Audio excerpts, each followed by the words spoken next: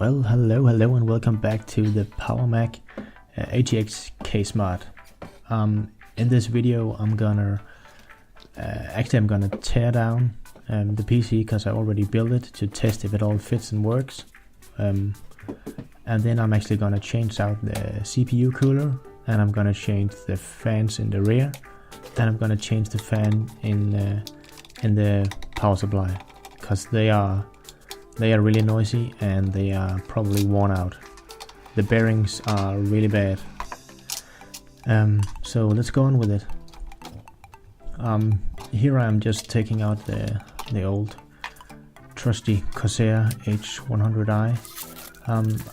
I'm changing this not due to performance, because it actually performs quite well, but it's a bit noisy, to be honest. I can hear the pump. I'm not sure if it's my unit but the pump is just really annoying. These are the original fans. I actually soldered around a normal 4-pin power connector, otherwise you can't really plug it into your motherboard. I'm gonna change these as well, because the bearings, I think they're worn out pretty much all over this case. I bought these what are they called? Noctua Redux. Yeah, they are 90mm fans. I'm not 100% sure, but I think the Redux is the cheapest version of the Corsair fans. No, sorry, not the Corsair, the Noctua. But they are quite nice. These are not as pressure optimized as some of the other fans. They are more airflow optimized, but it's fine. In the back there's not much restriction for the airflow, so it's totally fine. The color is grey, but I think it's matched the case overall really well, so I'm really happy about the choice. And there's a long cable powering them, so they can reach almost every connector on the motherboard. I'm just using pliers, and I'm actually using the original rubber vibration dampening things from the case, and they worked just fine. They could fit the other fans, so I just kept them in.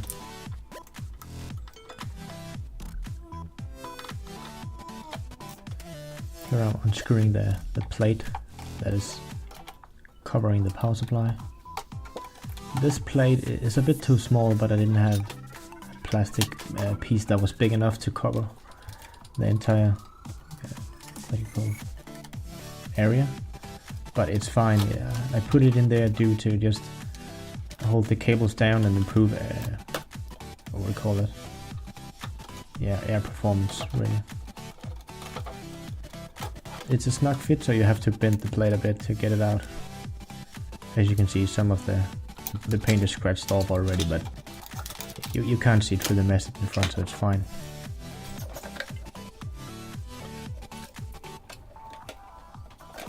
Now I'm just trying to take out the power supply, because I'm gonna change the fans. Here you can see the original fans. They are only 40mm and they spin at high RPM, the original ones, so they are quite noisy.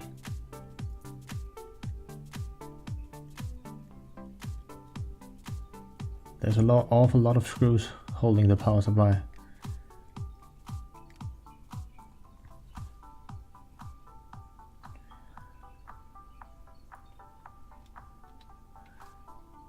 But I did manage to get it apart again. Here you can see I actually soldered in the original fans. These are the new Noctua fans. These are... I couldn't find any grey Redux fans. They were only 40mm, so I just bought these ones, and they weren't really that expensive, so they were fine. And here I have to cut the wire that I soldered in, but it's fine. You'll learn all the way through a mod like this, so yeah.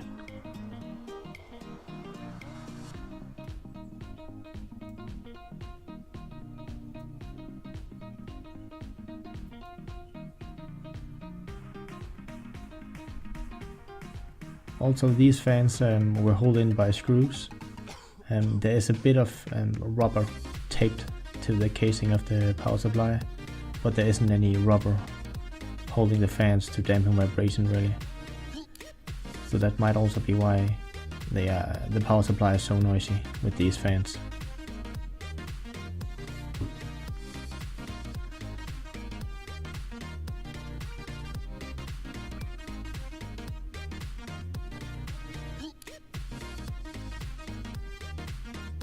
Here you can see I'm trying to fit the rubber, but it doesn't fit in.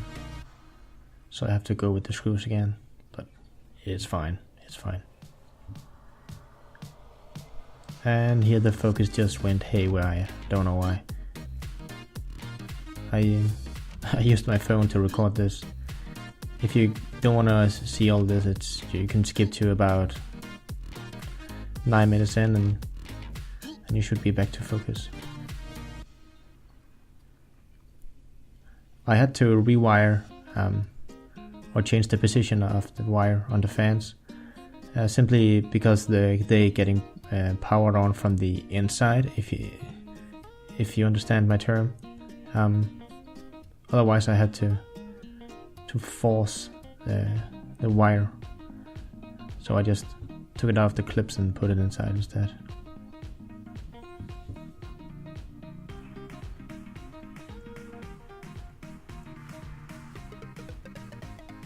Oh, we got focus again. Nice.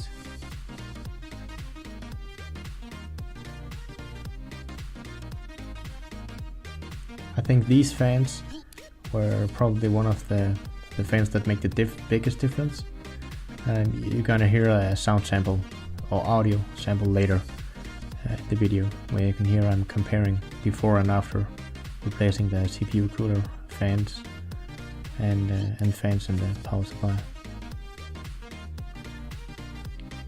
Here I'm putting on some heat shrink, just because I want to make sure that I don't short anything inside the power supply when I'm moving the computer around or laying it down or whatever.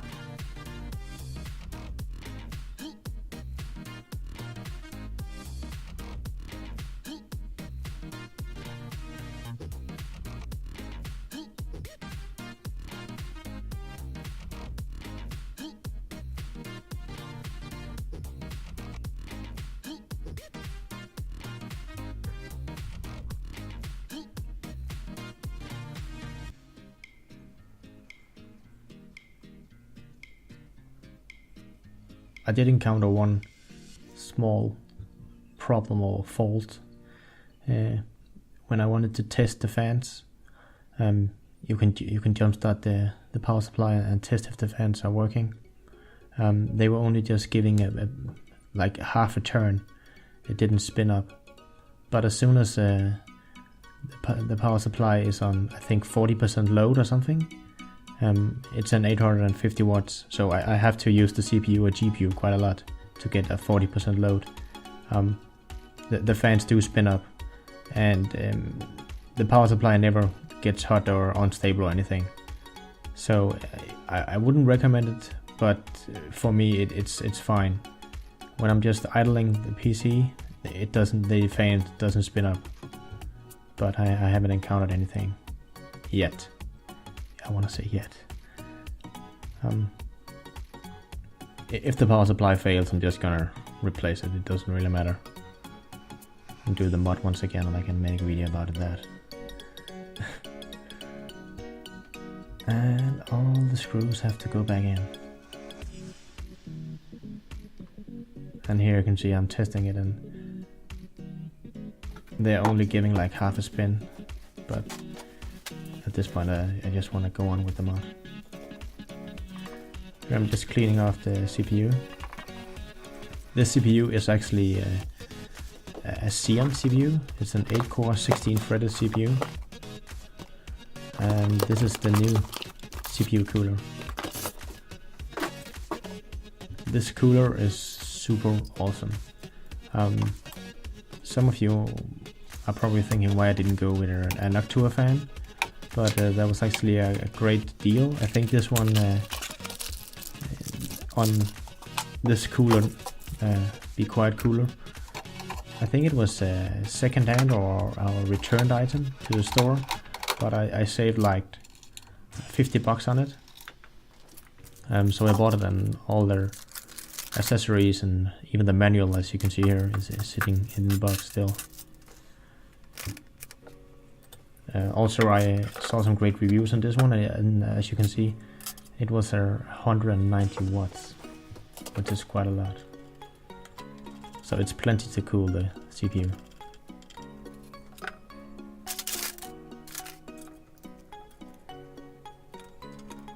Here I'm just mounting the Intel mounting plates.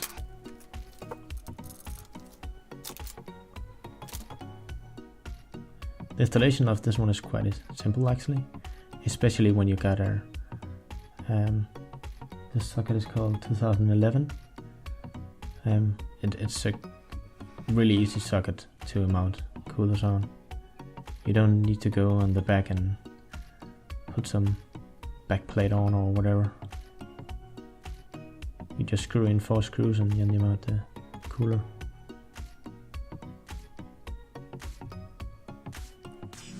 And of course some good thermal compound.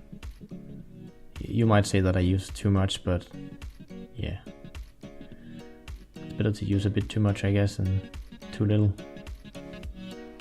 And I'm just testing to see if the spread is okay, and I need to put on a bit more. This CPU is a big CPU. If you're familiar with the CPUs, the 2011 CPU socket is a big CPU. The heat spreader is really big, especially when you got a CN with 8 cores. And these are some small nuts for securing the cooler. I also bought some more RAM, just because I only had 8 gigs before, and sometimes I was actually maxing out the RAMs. If you use Chrome, you know that Chrome is really RAM hungry. And we got focus again.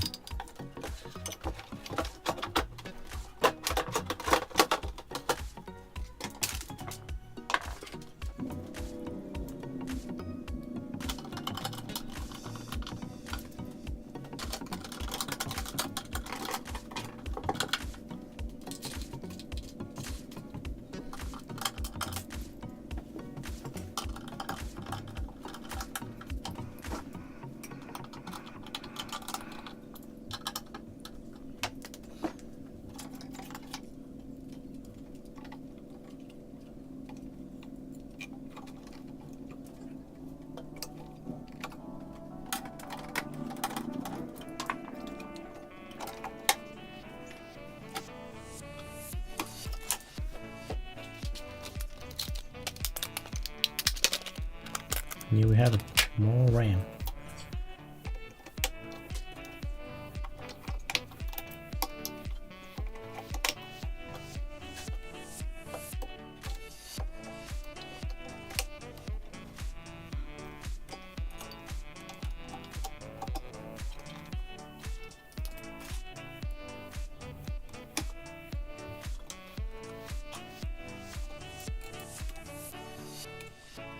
If you're considering buying a new CPU cooler and you got room for a big tower cooler, I would definitely recommend this cooler. It's a really good cooler.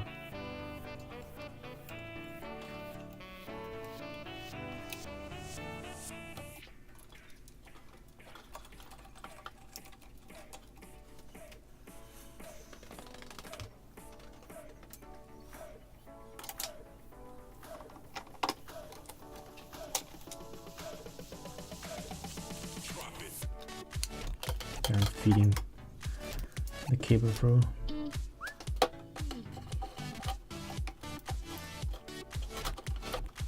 And I have to bend the plate a bit to get it in, but it's fine. It's soft plastic, so it doesn't hurt anything.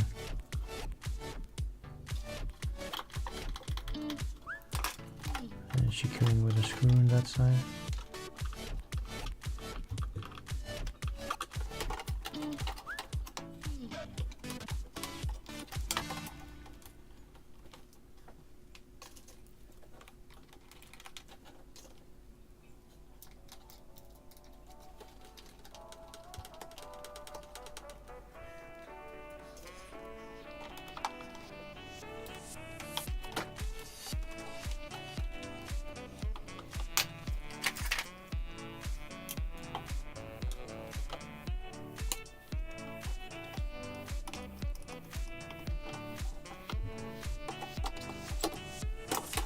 And here you can see the sliding mechanism. It's working quite well, I would say. And it's actually pretty secure when it's in the... It's not gonna go anywhere, and it's not vibrating or anything. It's yeah, I was quite lucky with that solution.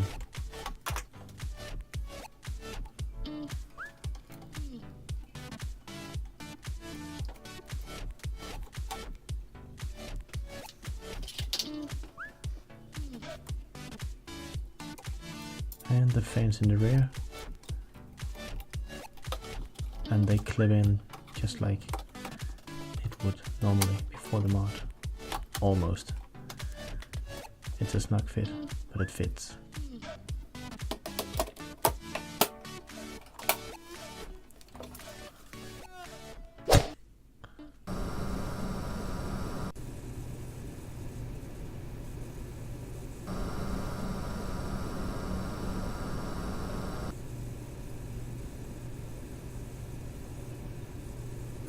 Well, thank you for watching this video.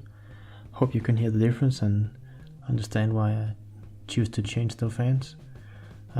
If you didn't watch the first videos, or you need to catch up on one of them, you can click on them here. Thank you for watching, and I will see you next time. Bye.